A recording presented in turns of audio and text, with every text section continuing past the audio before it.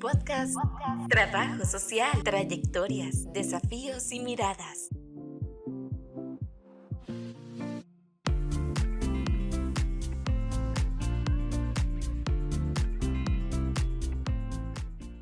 Hola, bienvenidos, bienvenidas a un nuevo episodio del podcast Trabajo Social, Trayectorias, Desafíos y Miradas. Hoy en este episodio nos acompaña un profesional con una trayectoria diversa y enriquecedora, quien se encuentra en otro país. Hablamos de Jaime Chumbiray Méndez, quien ha podido pasar por el diseño gráfico, el derecho y formarse en trabajo social. Además, con que cuenta con competencias interculturales y desde hace más de una década trabaja en Alemania en la protección de la infancia y la juventud. Además, combina su práctica profesional con la docencia universitaria y la investigación. Bienvenido Jaime, gracias por acompañarnos en un nuevo episodio de nuestro podcast. Gracias, Daniel, por esta oportunidad de poder compartir a la distancia con todos y todas las oyentes. Eh, es un momento muy especial poder reencontrarme con la Universidad de Costa Rica después de tanto tiempo. Estoy a tu disposición. Jaime estudió diseño gráfico en el Instituto Peruano de Publicidad.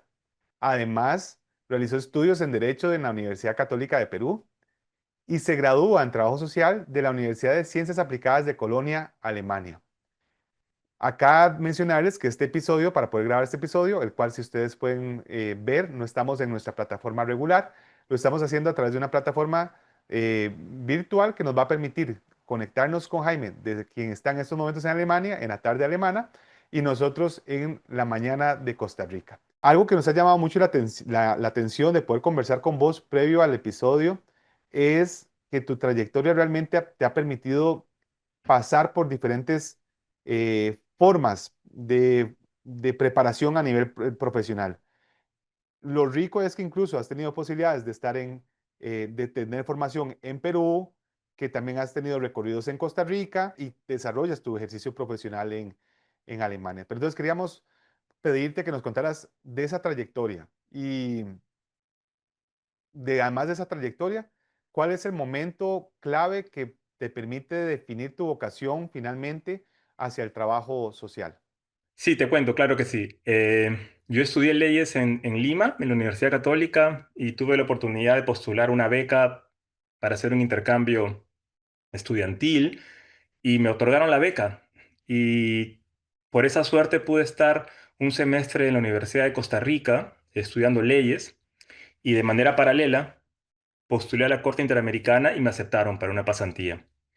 Y justamente fue en ese momento, estando en la Corte Interamericana, eh, llevaba casos con el equipo y me llamó muchísimo la atención el rol que cumplen las organizaciones de protección, defensa de derechos humanos y lo que hay detrás de las organizaciones, porque la organización es abstracta en el sentido de que quien trabaja con las personas de carne y hueso son personas también. Entonces, justamente ese rol de las personas que apoyan a los más olvidados o a los vulnerados, que están en un lugar en donde muchas veces la ley no llega o los gobiernos no quieren que la ley llegue, me llamó muchísimo la atención y me cuestionaba mucho esta, en ese momento, dicotomía entre lo que es el mundo del jurista, el mundo de las leyes y de lo que es la realidad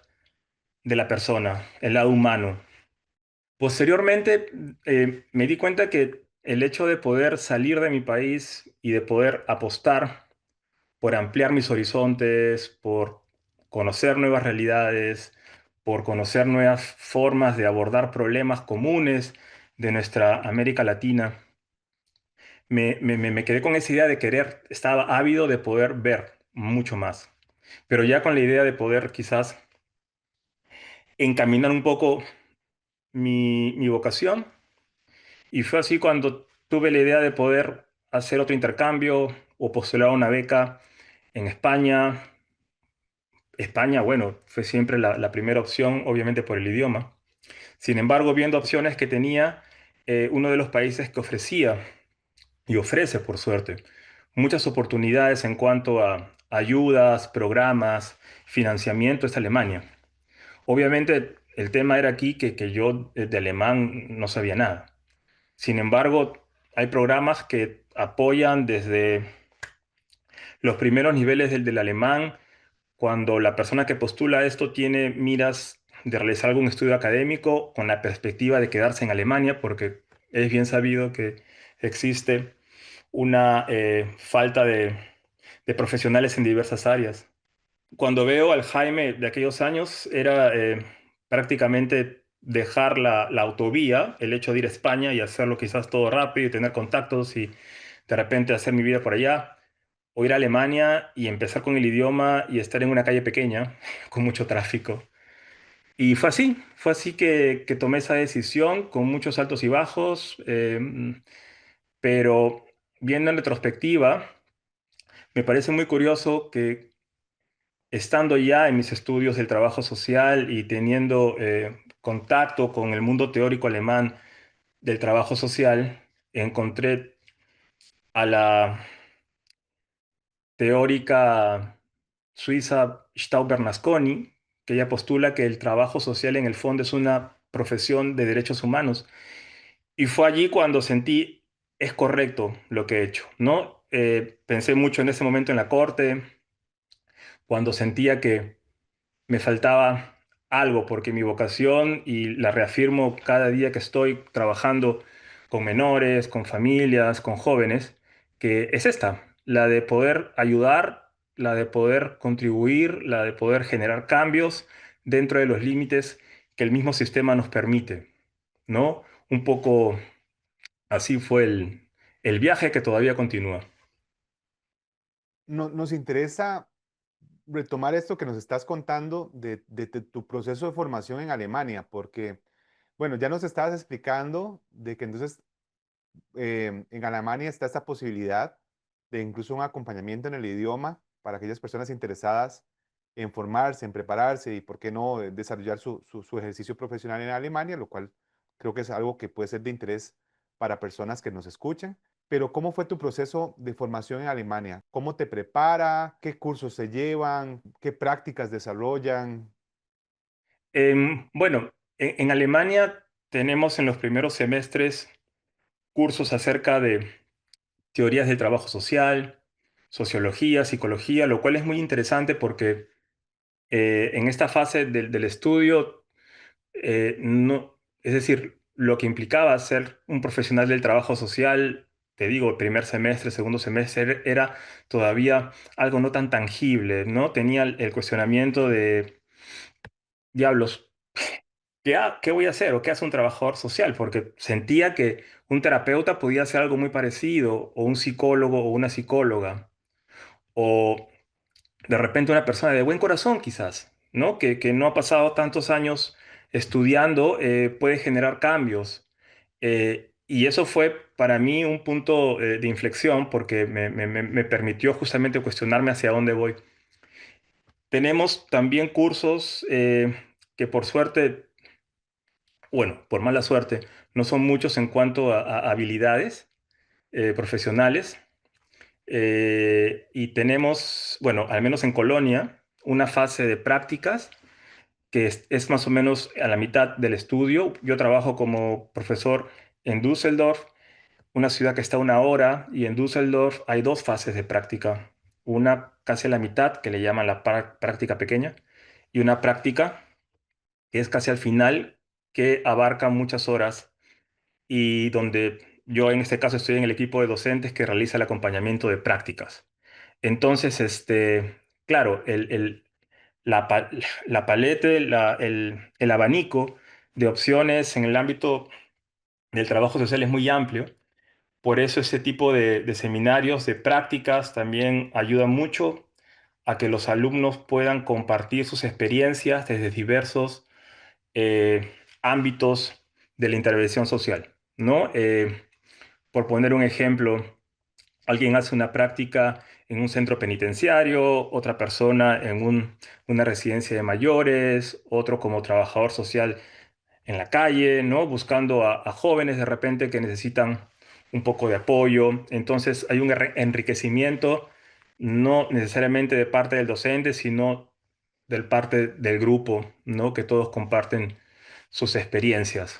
Y al final hay que hacer una tesis de fin de grado, sustentarla y estudiando en una universidad alemana se tiene se llama el reconocimiento estatal, como que es un plus, porque hace unos años, bueno, hace un año, participaba como mentor en un programa de integración, bueno, se llama, la traducción sería integración a través de la calificación, y es un programa que está enfocado a poder integrar académicos del ámbito del trabajo social, de la pedagogía, en el mercado alemán. Pero todos habían estudiado trabajo social o muchos y necesitaban esta staatliche Anerkennung, que es este reconocimiento estatal. Le había un curso extra y es alguna particularidad, ¿no? Porque en otros países con el título de trabajador social se puede homologar y en teoría podría uno ejercer directamente. Dentro de tu ejercicio has podido desarrollar docencia y según nos has comentado, esto no solamente ha sido en Alemania, sino que incluso también lo has podido hacer en España. Eh, ¿Cómo consideras que ha sido ese proceso de vinculación de ser profesional bueno, ser un profesional en, en trabajo social que ejerce en Alemania con este vínculo que estás teniendo con la academia? Es una pregunta muy interesante y que me toca. Miro hacia atrás y veo al Jaime graduado con muchos sueños. Yo ya estando en Perú de manera paralela a mis estudios de leyes, trabajaba como profesor en una academia y ahí descubrí lo hermoso que es la docencia. Entonces, claro, termino la carrera y no quería alejarme de la academia, pero necesitaba obviamente trabajar y financiar la vida. Entonces, recuerdo mucho que tuve una conversación exactamente sobre esto con un profesor, gran amigo, y me decía que depende un poco de mí, que yo trate de estar de alguna manera activo, en el sentido de visitar la universidad, participar de algún proyecto, estar presente como oyente de alguna charla de un tema que me importe, tratar de estar allí. Entonces, claro, yo postulé para trabajar en el sector público y obviamente era muy difícil al comienzo reducir mis horas para ir a, no sé, a hacer contactos, a aprender a la universidad. Tenía un contrato a tiempo completo, pero aquí jugó un rol muy importante, algo que en Europa es posible en el marco de este programa Erasmus, que es un programa de intercambio no solo estudiantil, sino también de docentes.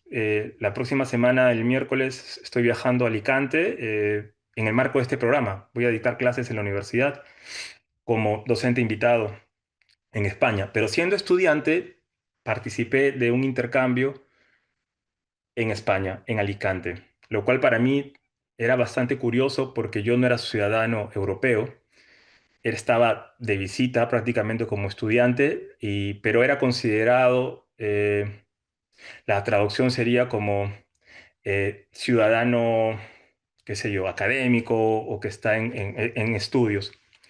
Entonces, claro, ahí se generaron los vínculos y algo que en todo este proceso he podido aprender y trato de transmitirles a mis alumnos en las clases es, antes de pensar en ser otro, antes de pensar en optimizar, antes de pensar en mejorar, en crecer profesionalmente, es muy importante el verse a sí mismo, el comprenderse a sí mismo, en desdoblarse y ver qué limitaciones tenemos, cuáles son mis competencias, cuáles son aquellas características que me pueden permitir resaltar.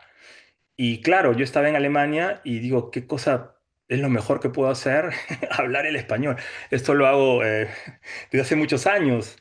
Y por allí dije, no, yo tengo que usar esto de alguna manera. Empecé con el Erasmus de estudiante, estuve en Alicante, volví y dije, no, acá tengo que hacer algo. Y a la Oficina de Relaciones Internacionales, que se encarga justamente de ver los papeles, quién va, quién viene, les dije, la experiencia ha sido fabulosa y si ustedes quieren, yo les puedo contar cómo ha sido esto, les puedo contar un poquito del trabajo, bueno, del trabajo, de lo poco que he podido ver como estudiante del trabajo social y les puedo contar un poquito del sistema eh, en la Comunidad Valenciana. Y ellos encantados, claro, Jaime, por supuesto que lo podemos organizar. Y lo organizaron. También fue un reto muy grande porque era la primera vez que en Alemania yo iba a hacer una charla para un público medianamente grande, más que nada eran estudiantes, un par de docentes, en alemán. Y allí fue la primera mini charlita. Después de esto me enteré que España fue desde el inicio y sigue siendo un destino muy, muy, muy deseado por estudiantes europeos para realizar una pasantía. Y yo dije, aquí de repente sería interesante proponerles un curso de español especializado, o sea, español, no para aprender la gramática necesariamente, sino para aprender los términos que usamos en el trabajo social o en la pedagogía social. Y así poco a poco iban apareciendo ideas, pero siempre viendo qué es aquello que yo puedo ofrecer que para ese contexto puede ser atractivo. La idea les gustó, abrieron el curso, había una lista de espera tremenda que me dijeron, wow, Jaime, entonces abrimos dos.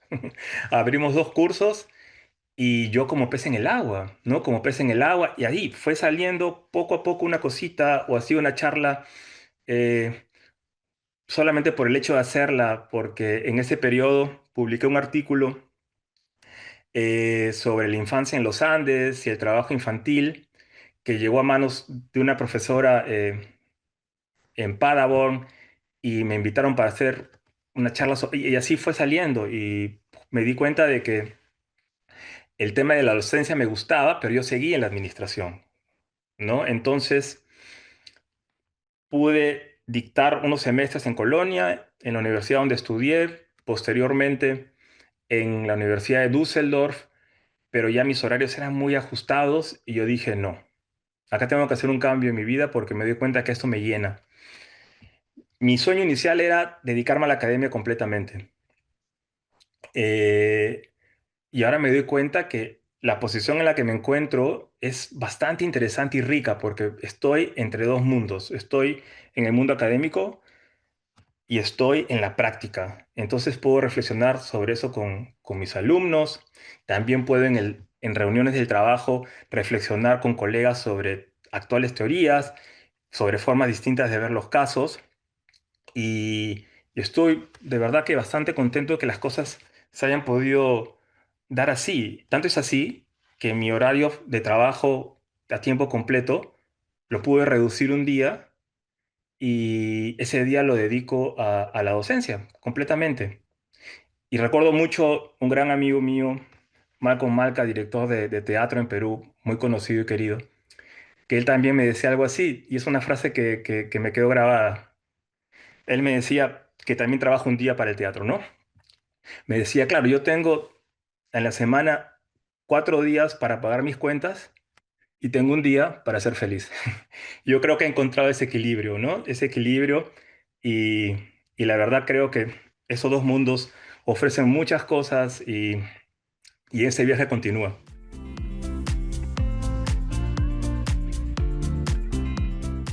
Queremos recordar que este podcast es gracias a los proyectos de acción social de la Universidad de Costa Rica, los cuales se financian a través del Fondo Especial de Educación Superior FES, el cual es negociado año a año y posibilita también múltiples proyectos de investigación, acción social y docencia en las universidades públicas costarricenses.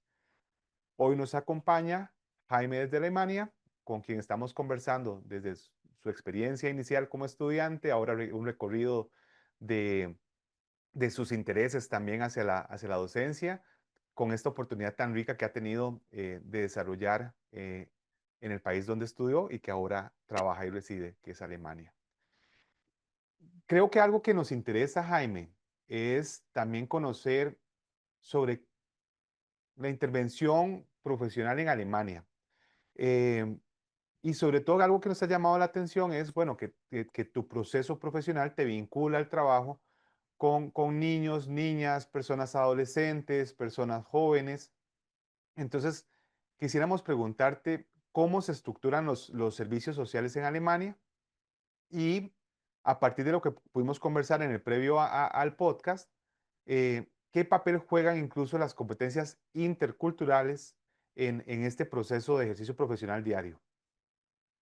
El tema de los servicios sociales en general, mi especialidad, mi ámbito de acción es el tema el ámbito de familia, de menores. La estructura en sí es muy semejante en el sentido que todas aquellas ofertas, tareas que el Estado no puede cumplir las delega, ¿no? Al tercer sector. Entonces, en el ámbito de familias y menores ocurre lo mismo. La piedra fundamental del sistema en cuanto a intervención, protección de menores, apoyos a las familias, es la prevención. Es algo que aquí está muy marcado. Es una piedra angular del sistema de protección, de ayuda a la infancia, a la juventud, a las juventudes, a las familias. Y tiene mucho que ver con esta visión o perspectiva del tiempo. Hay un libro muy interesante de Philip Zimbardo, La paradoja del tiempo, donde justamente cuenta acerca de las perspectivas, cómo las sociedades pueden percibir el tiempo y cómo esto puede influir en el comportamiento de las personas. ¿No? Sociedades que tienen una perspectiva enfocada al pasado, ¿no? La añoranza del ayer, la gloria de antaño, sociedades enfocadas al presente y sociedades que están enfocadas al futuro. Y en el día a día, uno puede vivir aquí en Alemania, si alguien que nos escucha ha tenido la oportunidad de estar por aquí, eh, en su gran mayoría la planificación es básica. La gente se está proyectando a lo que puede hacer, organizar de aquí a 5 meses, 8 meses, algo que para realidades de otras latitudes es un poco extraño. Entonces, aquí en este sistema, para comprenderlo, es importante saber que la prevención implica protección. Vale decir, proteger a un menor no necesariamente implica alejarlo de una situación de riesgo, sino proteger al menor implica generar medidas preventivas para que el menor no esté en el futuro en una situación de riesgo. Es por esto que hay diversos programas de ayuda temprana. Por poner un ejemplo, nace un niño en Alemania, el sistema se entera, es informado que hay un niño que nació y hay una dirección, una sección dentro de la administración que se encarga de visitar a la familia para informarles acerca de tipos de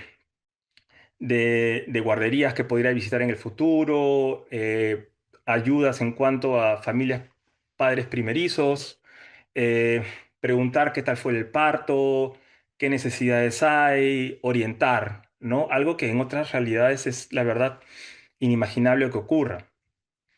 Entonces, se aplica estas políticas enfocadas a la prevención, enfocadas al trabajo en red.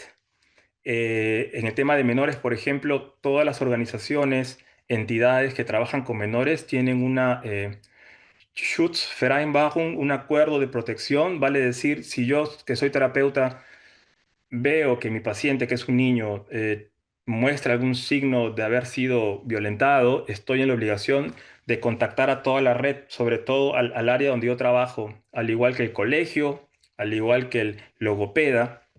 Cada colegio, bueno, hay excepciones, pero la idea es que cada colegio tenga un trabajador social escolar, que es una especie de vínculo entre la familia, el colegio y la oficina, ¿no? Entonces, tenemos por un lado la prevención, tenemos por otro lado el trabajo en red, que es muy importante, y tenemos por otro lado algo que es interesante en el ejercicio profesional del trabajo social en el ámbito de menores y familia, y es que la misma ley es muy clara al decir la Constitución, la ley fundamental y también la ley de protección del menor, bueno, aquí es el octavo libro del Código Social, dice que el derecho de los padres es el derecho de criar a los hijos, eso es su derecho natural. Sin embargo, la comunidad vela para que esto se cumpla. Entonces, este es el fundamento legal para lo que aquí en el sistema alemán, en el trabajo social, en Europa, se habla del Doppelmandat, este doble mandato que tenemos. Por un lado, tenemos el mandato de ayudar, apoyar a las familias y por otro lado, tenemos el mandato de controlar de alguna manera, ¿no? Situaciones de riesgo, debo reaccionar como responsable de la familia y también ayudar, ¿no? Por eso justo es la discusión interesante para los alumnos de los primeros semestres, cómo yo me puedo ubicar entre estos dos ámbitos, ¿no? Del ejercicio. Y fue incluso una pregunta en la entrevista de trabajo que tuve, ¿no? La traducción sería algo como, ¿cómo podría usted manejar ese doble rol con una familia? ¿No? ¿Cómo puedo ser, por un lado, empático, amable, abierto con mis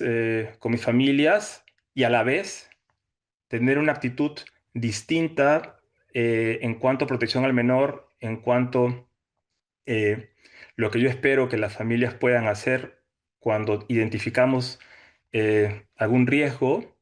Y creo yo que esos tres puntos son muy importantes en el sistema. Y el último sería el marco legal. Aquí en Alemania, bueno, como un estado federal, tenemos una ley de protección al menor que es de alcance nacional. Vale decir, puedo estar en Berlín, en Frankfurt, en Hamburgo, en Colonia, en Düsseldorf, pero la ley es igual en todos los estados. Entonces, tenemos que el Estado, por ley, recibe la competencia de protección al menor y ayuda a las familias y las delega a las comunidades o ciudades.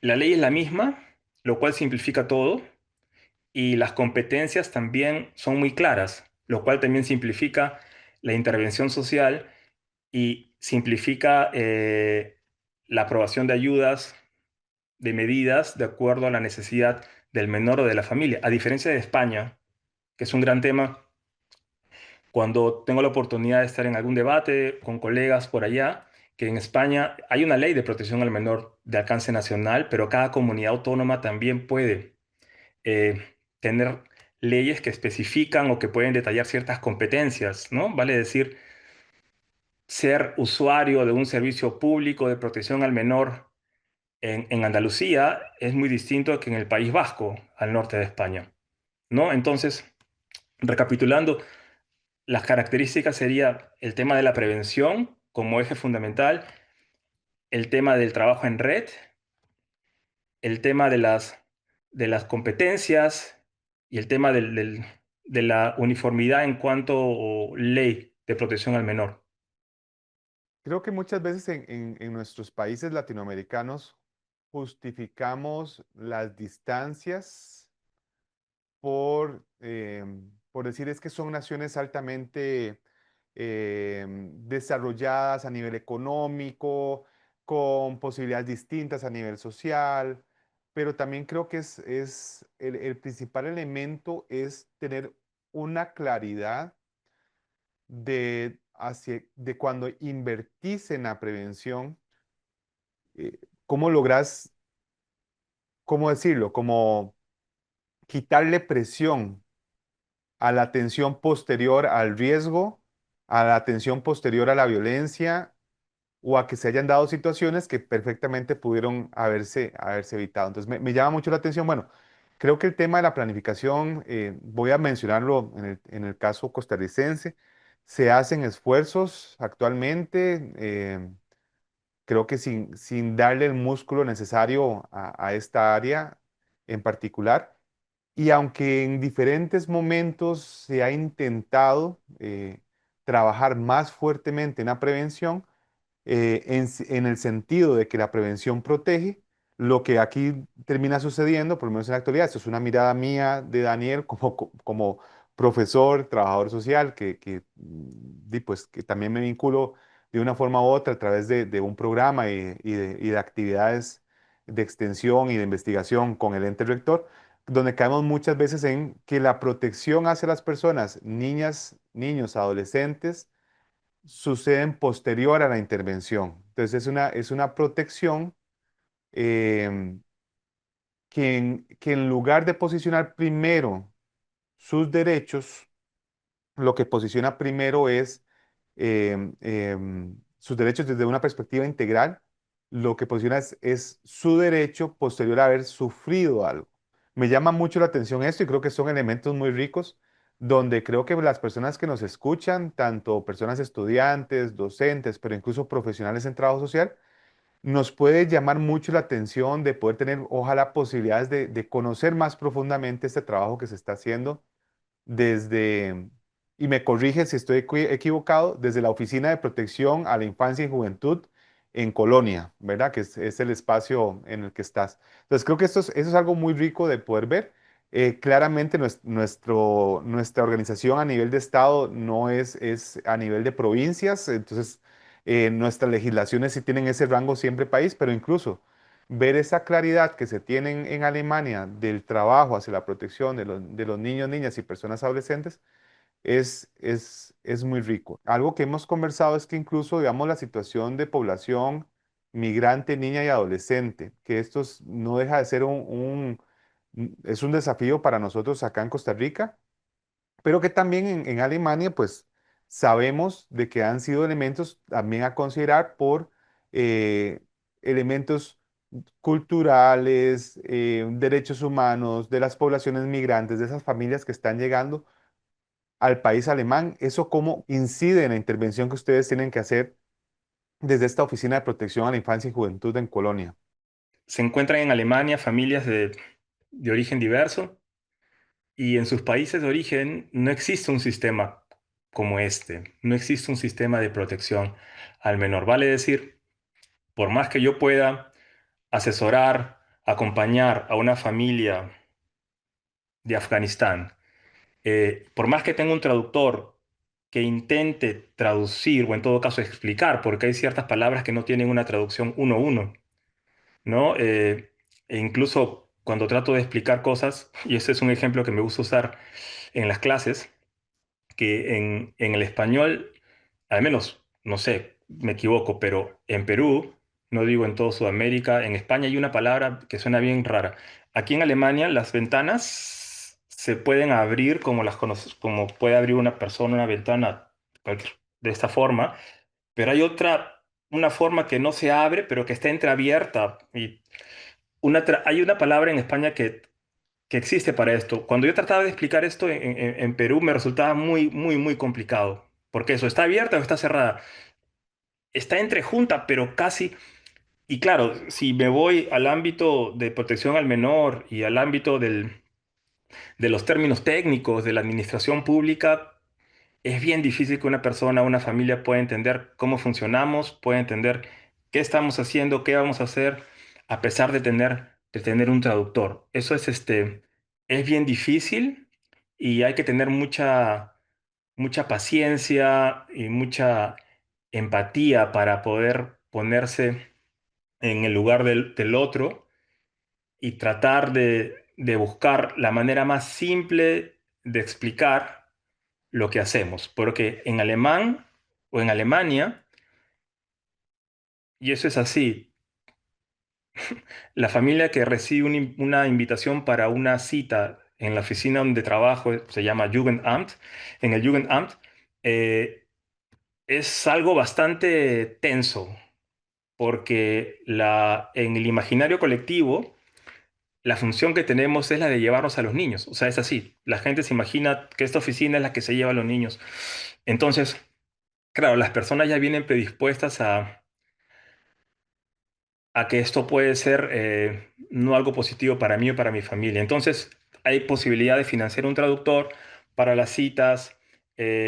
Un caso muy, pero muy difícil fue la situación que vivimos en el año 2015-2016 con todos los refugiados, muchas familias que escapaban de la guerra.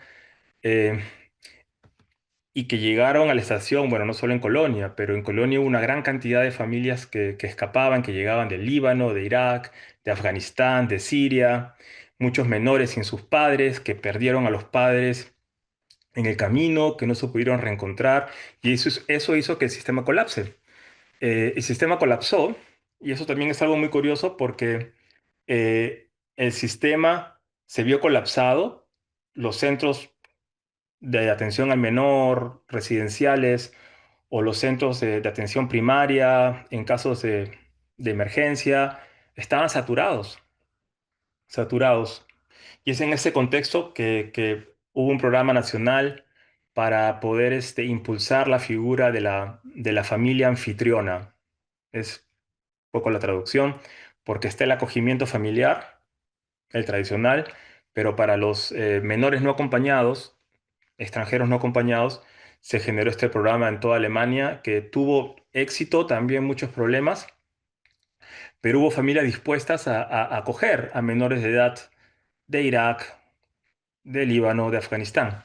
Y nuestro rol era justamente apoyar a estas familias, teníamos que trabajar con instituciones del tercer sector para brindarles todo el apoyo, pero es bastante difícil el hecho de poder transmitir las ideas en otro idioma, a pesar de que había cierta empatía, porque yo también cuento con mucho gusto que yo soy de Perú y puede haber cierta afinidad en la medida que, tú también eres extranjero, tú también conoces lo que significa estar aquí, pero las, los límites de la comunicación, por un lado, son difíciles, porque claro, si yo soy el trabajador social de la administración pública y lo que yo intento es conocer el caso, ¿no?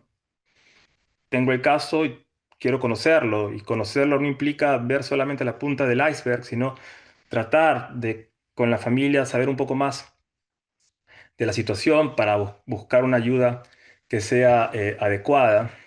Pero ¿qué pasa cuando hay palabras que tienen un significado, bueno, un significado no en el sentido literal, que tienen un significado distinto, ¿no? Por ejemplo, el tema de violencia. Yo me acuerdo mucho en un caso, recibimos un informe de la policía que había, bueno, un hombre había golpeado a su pareja delante del niño pequeño y recibimos la información de la policía y obviamente invitamos primero al presunto agresor y claro, el hombre o la familia provenía de un país africano, pudo haber venido de otro país, pero en ese caso era de un país africano. Y cuando entra a mi oficina, me ve, no se esperaba ver a alguien como yo quizás y sonríe un poco el presunto agresor y me pregunta, ¿y usted de dónde viene? Yo, ¿de dónde vengo? Bueno, yo soy de Perú. Perú. Perú, Sudamérica. Sí, le digo. Y el hombre me dice, pero con una desfachatez grosera y con una sonrisa que me molestó mucho, me dice, bueno, tú sabes que eso no fue violencia, ¿no? Tú sabes, solamente fue un pequeño cariñito, una traducción parecida, ¿no? El hecho de bagatelizar la violencia. Yo creo que en esos temas es bien complicado el hecho de trabajar con personas. Podemos usar las mismas palabras, pero lo que alguien entiende es muy distinto de repente a lo que yo entiendo, ¿no? En función a qué cosa es violencia, qué cosa es maltrato psicológico, o familias que me dicen, ya, hubo violencia en la casa, pero el niño estaba en su cuarto. Claro, la madre gritaba de dolor, pero para ese padre el niño no ha vivido la violencia. Y yo creo que esos temas son un poco complicados de manejar, ¿no?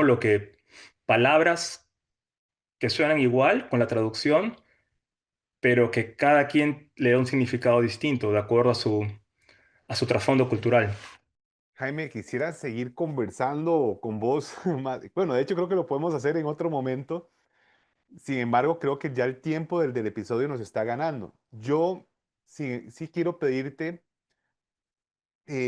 un par de cosas.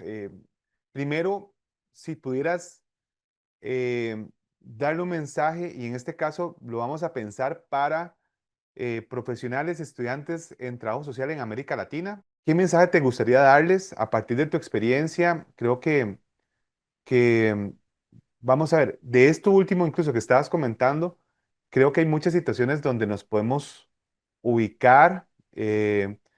Podemos hablar también de similitudes, eh, recordar, digamos, que en el caso nuestro, pues Costa Rica es un país donde incluso con la situación de la migración hacia el norte y después el retorno de la población migrante hacia el sur, vivimos también situaciones importantísimas de derechos humanos, de situaciones muy lamentables y demás. Entonces creo que hay muchos elementos donde podemos encontrar esos puntos de conexión.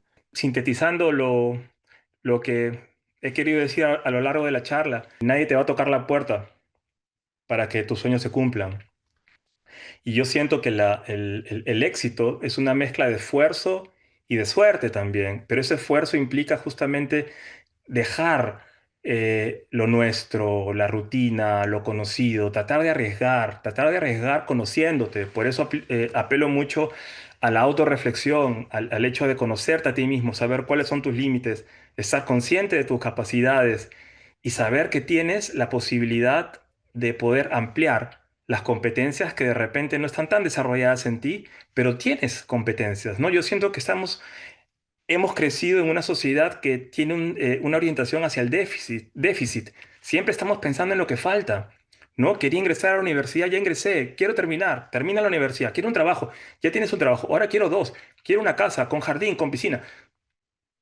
Tenemos que parar el coche, tenemos que pensar dónde estamos, qué cosa queremos y qué cosa queremos ampliar de nuestro horizonte. Y saber que hay subidas y bajadas, pero las oportunidades, si no las tomas, pasan.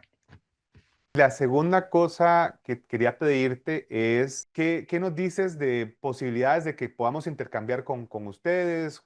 No, y aquí quiero posicionarnos no únicamente desde la academia, creo que es muy importante que también tengamos posibilidad de generar intercambios desde el ejercicio profesional. Entonces, ¿qué mensajes, qué motivación quisieras darle a las y los profesionales, a las y los estudiantes?